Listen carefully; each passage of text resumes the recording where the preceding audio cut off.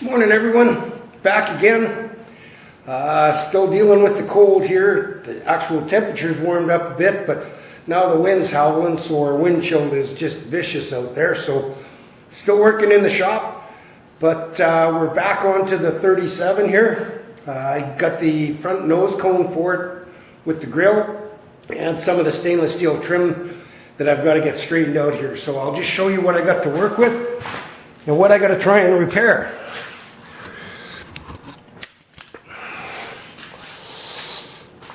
So this is the nose piece. It's actually in better condition than I thought it was going to be. The whole top section is good, but the bottom here has considerable amount of damage. So you can see there's some creases in here. Shouldn't be too hard to work out. It's pretty heavy steel, but down here it's all caved in and collapsed. So I'll have to work that out. The tin piece that goes in underneath the grill here is all bent and twisted as well. And then this side is really bad. It's got a crease here, a crease here, and another one right here where the bumper goes through. So it's going to take a fair bit of hammer and dolly work, probably a little bit of torch, just because of the thickness of the steel here. But we'll start getting it planished out and see if we can make it look a lot better than it is.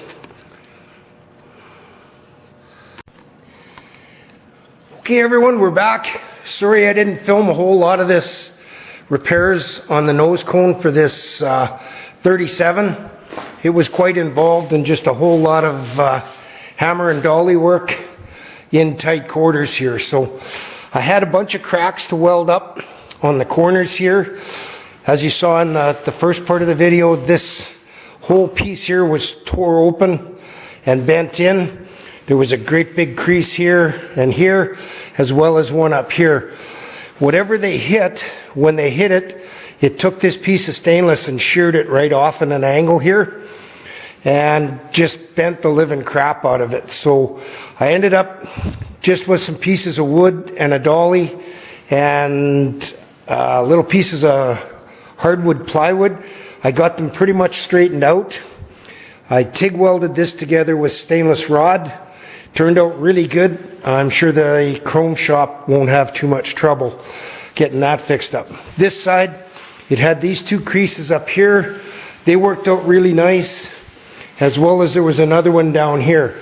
So I got this all back into shape, and then once I fitted the grill, I found that I had to bring the nose cone down a bit to close up the gap, and I ended up splitting it again and shrinking it a bit to bring it in.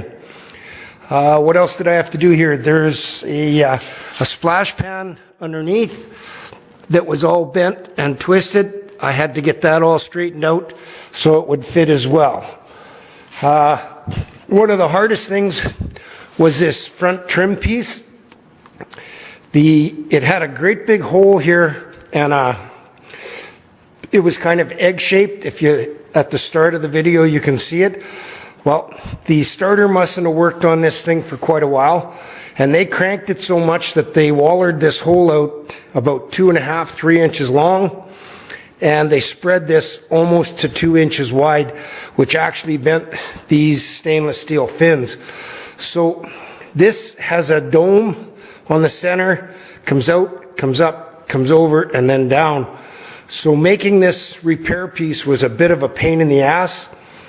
I noticed on most of the pictures I could find online that they don't have a hole for the crank, or there's a cover over it. So what I did was I just made a solid piece here.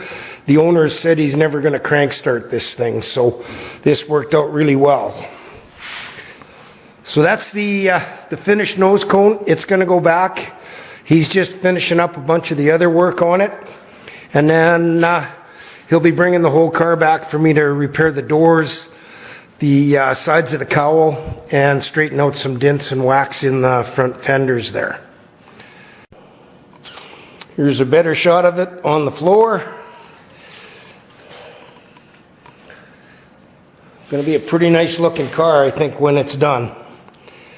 Anyhow, guys, just a short one.